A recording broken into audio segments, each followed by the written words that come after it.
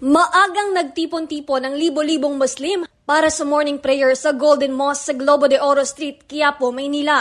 Ito ay kasabay ng pagdiriwang ng Eid al-Fitr o pagtatapos ng Ramadan.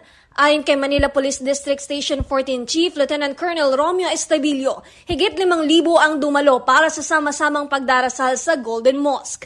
Bilang pakikiisa sa pagdiriwang ng Eid al-Fitr, nagsagawa rin ng outreach program ang MPD Station 14 at namigay ng lugaw at inuming tubig sa mga kapatid nating Muslim. Samantala sa lungsod naman ng Taguig, napuno ng mga mananampalataya ang Blue Mosque sa Barangay Maharlika, Taguig City. Ayon sa liaison officer ng mosque, higit 10,000 ang nakiisa sa kanilang morning prayer. Kaugnay nito, isinara ang ilang kalye malapit sa Blue Mosque kung saan nakapwesto ang mga tao. Sa lungsod ng Marikina, humigit kumulang 1,000 katao naman ang nagtipon sa mosque sa Barangay Tumana para sa pagtatapos ng isang buwang pag-aayuno para sa relihiyong Islam. Para sa MBC TV Network News, ito si Aliyah Ikatlo. Sama-sama tayo, Pilipino.